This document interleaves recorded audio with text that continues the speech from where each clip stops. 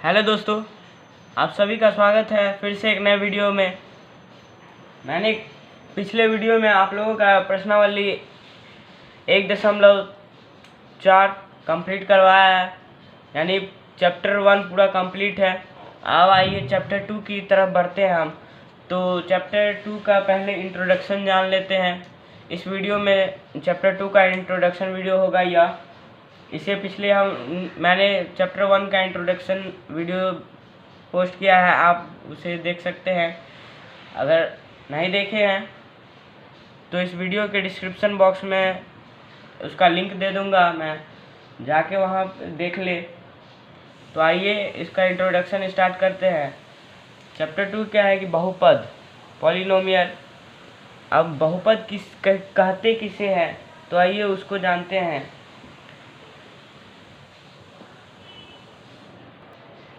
तो बहुपद किसे कहते हैं? ऐसी बीजीय व्यंजक जिसमें दिए गए चर x का घात धनात्मक हो, उसे बहुपद कहते हैं। बहुपद किसे कहते हैं? फिर से देखिए, ऐसी बीजीय व्यंजक जिसमें दिए गए चर x का घात धनात्मक हो, उसे बहुपद कहते हैं। जैसे आप देख सकते हैं 2x, इसका पावर 1 है, यानी ये धनात्मक है, इसका घात ऋणात्मक नहीं होना चाहिए, वो बहुपद नहीं होगा। जिसका पावर ऋणात्मक हुआ वो बहुपद नहीं है। जैसे देख सकते हैं आप 2x 4y 2x² + 4y 4x³ + y इत्यादि। अब आइए बहुपद का प्रारूप देखते हैं। तो बहुपद का प्रारूप क्या होता है? a + a1 या a1 + x + a2x² + a3x³ + (an(x) होता है। इसका यह प्रारूप है, यानी a + a1x + a2x² + a3x³ + जहाँ तक अनंत तक (an(x) होता है, इसका प्रारूप होता है यह। अब आइए देखते हैं बहुपद की पहचान क्या है। बहुपद की पहचान है 3 होता है। एक, चर जो होता है x का घात हमेशा धनात्मक होना चाहिए, यानी चर जो x है उसका घात हमेशा धनात्मक होना चाहिए। जैसे 4x, तो 4x का पावर 1 है, तो यह हमेशा धनात्मक होना चाहिए। यहाँ जो भी हो 1 2 3 जो भी हो वो हमेशा धनात्मक होना चाहिए। दूसरा है, चर जो x है वो अंडर रूट ना हो, यानी 4√x ना हो। अगर हो x जो रूट में हो तो वर्गाकार हो, यानी √x², क्योंकि यह 2 बार है तो 1 निकल जाएगा फिर, तो 4x हमें प्राप्त हो जाएगा। अब तो दूसरा है क्या है कि चर x रूट में ना हो, तो रूट में अगर हो भी तो वो क्या हो? वर्गाकार हो। ठीक। अब तीसरा क्या है? चर x यदि भिन्न में ना हो, मतलब भिन्न में अगर हो भी तो ऋणात्मक हो, या चर x यदि भिन्न में हो तो उसका घात ऋणात्मक हो। ऐसे नहीं होना चाहिए। अगर ऋणात्मक घात है, जैसे मान लीजिए 4(1/x) के पावर -1, ये है, ऐसे है तो यह ठीक है। या फिर जो -1 है ये ऊपर ये उलट जाएगा तो 4x प्राप्त हो जाएगा। वही 4/x ना हो, x नहीं होना चाहिए, यानी इसका पावर हमेशा धनात्मक होगा। अगर भिन्न में होगा तो यह हमेशा ऋणात्मक, इसका घन जो घात होगा वो हमेशा ऋणात्मक होना चाहिए, धनात्मक नहीं। तो आइए आगे देखते हैं। अब बहुपद की पहचान हो गया। अब देखिए ये बीजगणितीय व्यंजक किसे कहते हैं? एल्जेब्रिक एक्सप्रेशन इसका इंग्लिश होता है। अब बीजगणितीय व्यंजक किसे कहते हैं, तो आइए लिखते हैं इसे। अनेक बीजगणितीय व्यंजक पदों को जोड़ने या घटाने पर बने पद बीजगणितीय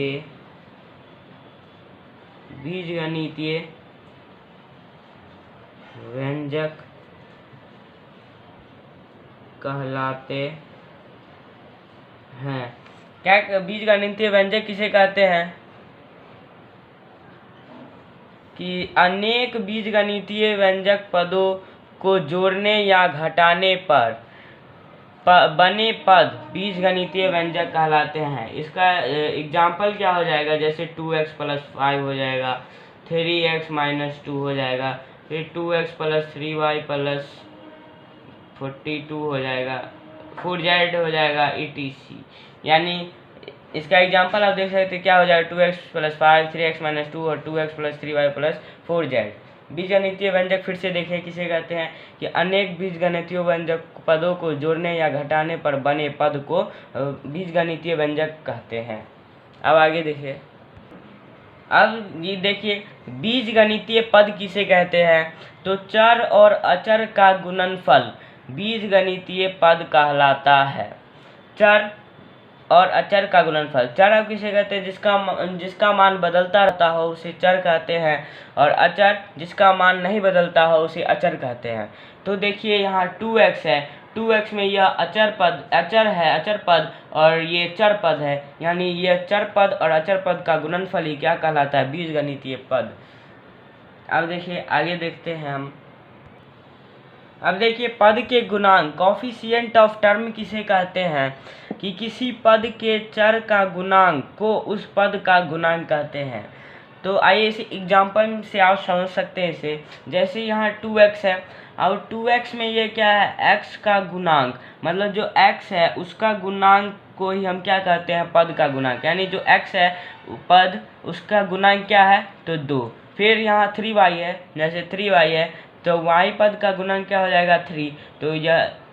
तो यही क्या हो जाएगा? पद का गुणांक। तो किसी पद के चर का गुणांक, मतलब चर जो है उसका गुणांक ही क्या कहलाता है? पद का गुणांक। चलिए आगे देखते हैं। तो आइए नेक्स्ट टॉपिक देखते हैं क्या है? कि पद के घात। जो पद है उसका घात, जो पावर ऑफ ए टर्म, तो किसे कहते हैं? तो किसी पद या घात उसके सभी चरणों के घातांक का क्या होता है? कि योगफल होता है। तो जैसे एग्जाम्पल के जरिए आप समझ पाइएगा। जैसे एग्जाम्पल हमने लिखा है कि क्या 5x² y⁵ z⁵, ठीक। अब इसमें x का घातांक क्या है? तो 2। यहाँ देखिए x का जो पावर है कितना है? 2। y का पावर कितना है? 5। फिर z का पावर कितना है? घातांक कितना है? तो 3। तो परिभाषा अनुसार हम क्या देखें? किसी पद या घात उसके सभी चरणों के घातांक का योगफल होता है। तो अब यहाँ लिखेंगे, यानी एग्जाम्पल के रूप से आप समझ पाइएगा कि अब लिखेंगे पद का, यानी टोटल पद का घातांक यानी योगफल 2 + 5 + 3 = 10। यानी इसमें टोटल घातांक कितना है? 10 है। तो आइए नेक्स्ट टॉपिक को देखते हैं। तो आइए देखते हैं इसे क्या है? बहुपद के घात किसे कहते हैं? डिग्री ऑफ ए पॉलिनोमियल किसे कहते हैं? किसी दिए गए बहुपद में चर x के महत्तम मान को बहुपद का घात कहते हैं। मतलब कोई भी बहुपद है उसमें जिसका सबसे अधिक जो घात होगा वही क्या होगा? बहुपद का घात कहलाता है। जैसे एग्जाम्पल देखिए क्या है? 2x² + 5x⁵ + 6x³ + 9x + 5। अब इन सभी में सबसे अधिक घात किसका है? तो इसका है 5x⁵। देखिए इसका है सबसे अधिक घात क्या है? 5 है इसमें। तो लिखेंगे यहाँ पे, इसीलिए महत्तम घात क्या है? 5 है। यही इसका क्या हो जाएगा? आंसर। एग्जाम्पल के रूप से आप देख सकते हैं इसका महत्तम घात इसमें क्या है? तो 5। अब टॉपिक है क्या? पद के आधार पर बहुपद के प्रकार। वैसे तो बहुपदी तक होता है, लेकिन यहाँ हम लोग को मैक्सिमम सिर्फ 3 तक ही पढ़ना होता है। एकपदी, द्विपदी, त्रिपदी। अब देखिए एकपदी बहुपद किसे कहते हैं? कि वैसा बहुपद जिसमें केवल एक पद हो, एकपदी बहुपद कहलाता है। जैसे आप देख सकते हैं 2x², मात्र इसमें एक ही पद है। 9x, इसमें भी 5x³, यह एग्जाम्पल हो जाएगा। अब देखिए दूसरा क्या है, द्विपदी बहुपद। द्विपदी बहुपद किसे कहते हैं कि वैसा बहुपद जिसमें दो पद हो उसे द्विपदी बहुपद कहते हैं, द्विपदी बहुपद कहलाता है। फिर जैसे देखिए इसमें दो पद है कि 9x + 6, इसमें क्या है, दो पद है। फिर एग्जाम्पल आप देख सकते हैं 8x² + 12, 3y² + 5, इन सभी में क्या है कि दो पद है, और एक पदी में सिर्फ यहाँ एक ही पद थे, यहाँ आप देख सकते हैं। अब आइए तीसरा क्या है, त्रिपदी। तीसरा है त्रिपदी। त्रिपदी किसे कहते हैं, वैसा बहुपद जिसमें तीन पद हो, त्रिपदी बहुपद कहलाता है। जैसे आप देख सकते हो 3x³ + 4y² + 6, फिर 9x³ + 8y + 7, इन दोनों में क्या है, तीन पद है, इसीलिए यह त्रिपदी बहुपद है। आप इसे आसानी से भी याद रख सकते हैं, जैसे कि जिसमें केवल एक पद हो उसे एक पदी बहुपद कहते हैं। फिर द्विपदी में जिसमें सिर्फ दो पद हो उसे द्विपदी बहुपद, जिसमें तीन पद हो त्रिपदी बहुपद कहलाता है। हम नेक्स्ट टॉपिक को देखते हैं। अब दूसरा टॉपिक है क्या कि घातांकों के आधार पर बहुपद के प्रकार। तो घातांकों के आधार पर भी बहुत होते हैं, लेकिन हमें मुख्य तीन ही पढ़ना होता है। तो आइए पढ़ते हैं, आइए देखते हैं इसे कि पहला है रैखिक बहुपद, लीनियर पॉलिनोमियल, दूसरा द्विघात बहुपद, क्वाड्रेटिक पॉलिनोमियल, और तीसरा है त्रिघात बहुपद, क्यूबिक पॉलिनोमियल। तो आइए पहला देखते हैं कि रैखिक बहुपद किसे कहते हैं। ऐसा बहुपद जिसमें दिए गए चर का घात केवल एक हो उसे रैखिक बहुपद कहते हैं। जिसमें सिर्फ एक ही घात हो उसे क्या कहते हैं, रैखिक बहुपद।